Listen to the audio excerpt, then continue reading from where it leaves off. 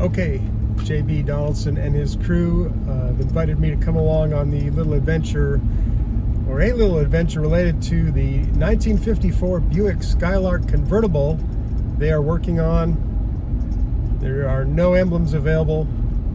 There's like a side medallion emblem on those cars, and there are no parts, and it needs at least one. And so I'm going to invite you to come with me and learn about how they solve that problem.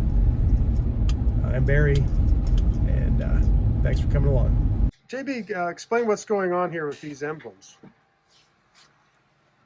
In 1954, they only made a few hundred of these cars, so that they had their own unique Skylark medallion that was on both sides of the car, and actually they are flip-flopped from side to side such that the head of the bird, which is here, and the tail of the bird is supposed to be pointing toward the front of the car, obviously, since birds don't fly very well backwards. There's some really funny stories about that, wherein on the internet, I had somebody lecture me once on the positioning of these heads relative to the tail, and someone had actually inverted them. And in this case, the bird was appeared to be flying backwards, which of course is not what birds do. So this is the head, this is the tail, and it's cast in one piece. This bar, if you will, along here is also cast in one piece. This is made with a die cast process, very expensive to reproduce, especially if you only have a limited number of parts that you require. So we took a different position. We used the water jet cutter.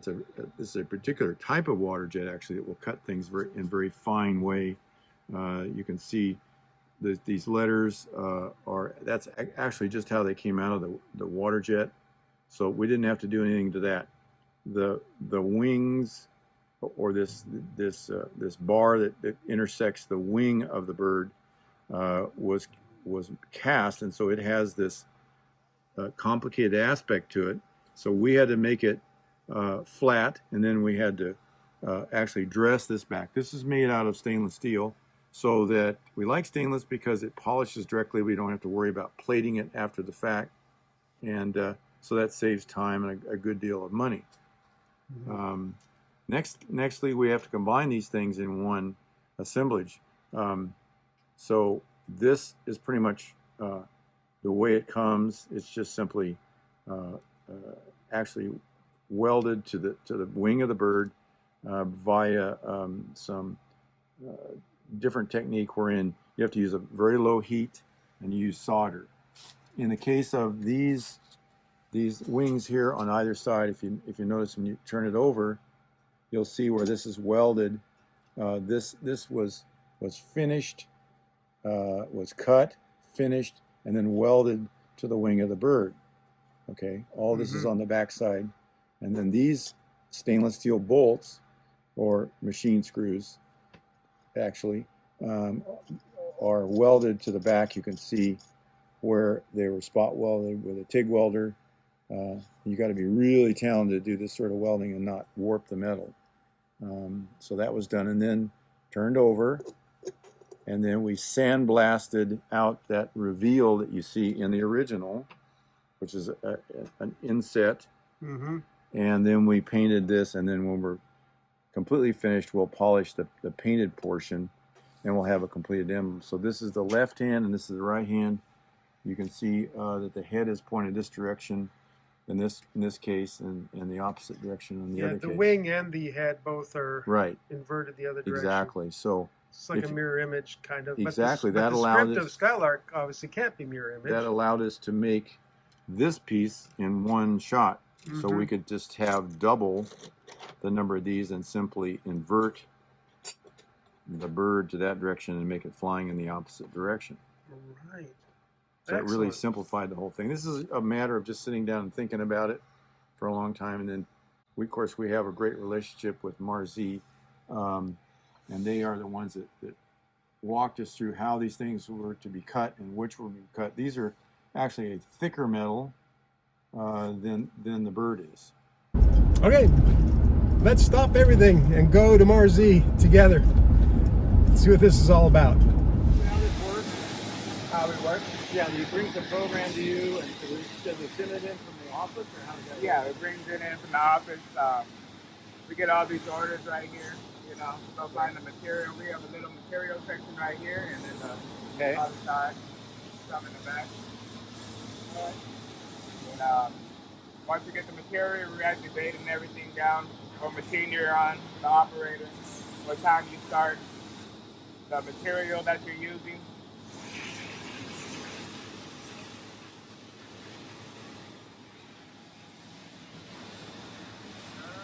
I guess you got a computer layout here. Saves the least amount of material, I guess, to lay it out. Yeah, you try to use the least material and try to set it up the best way. Right. So you select the one you're about to use. Gotcha. Order that to a make. All right.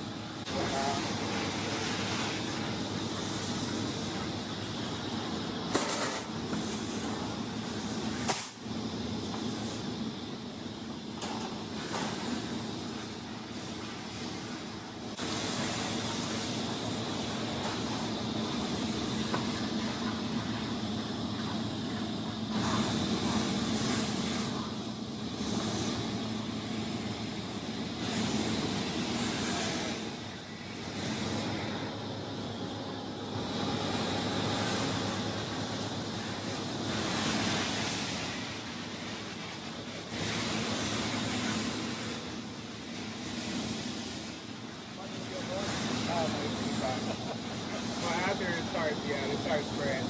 Okay. But it did keep it low. We have to set them up to keep it contained a little bit.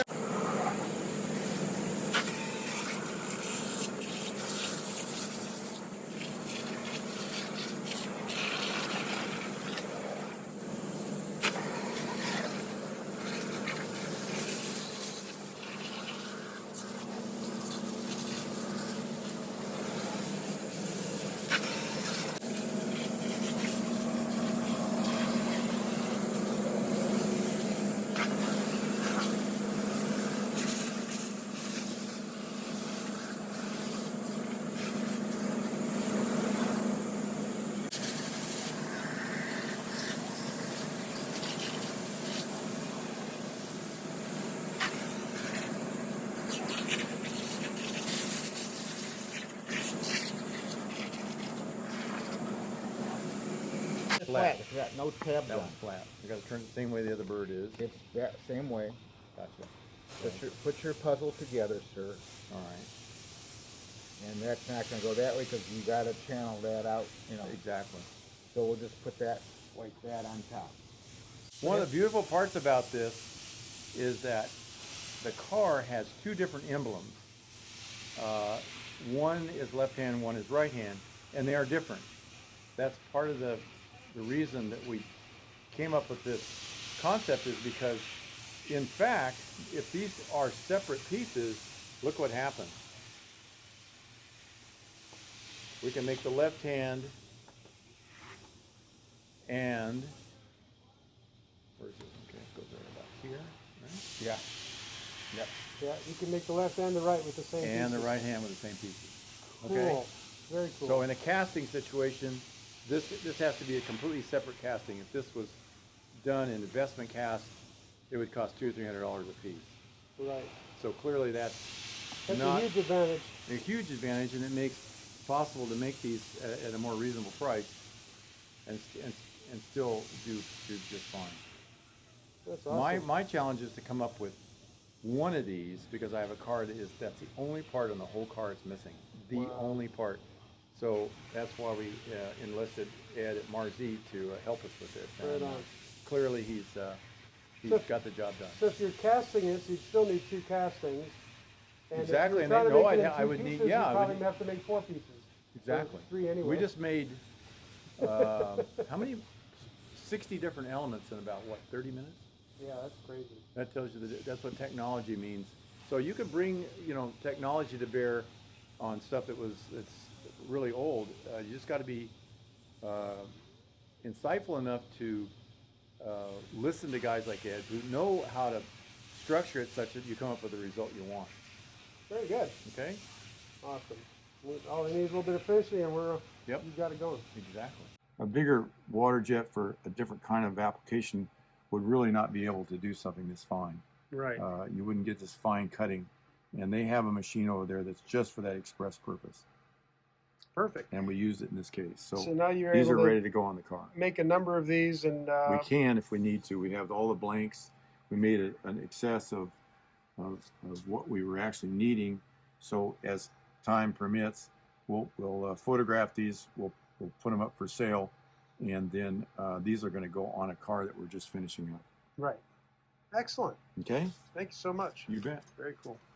My biggest takeaway from water jet cutting of metal, I guess the one thing I didn't realize, I thought to myself, why didn't they clean that water? They knew we were going to come take some video. Could they have not just put some fresh water in those machines so we could see what was going on? Then I embarrassingly realized that the cloudiness of the water is actually microscopic adhesive. It's like the sand on sandpaper. This is like the sand in the water. So it's very small adhesive. It's purposely mixed into the water, and that's what makes it brown. And so it's actually the brown pieces are in that water that are actually doing the cutting. It's not the water. All right, one thing that was not really, we didn't cover that in the video, but that was my takeaway. Thanks for coming along. I hope you can subscribe and come along with us for the next adventure. This is Barry. Thanks.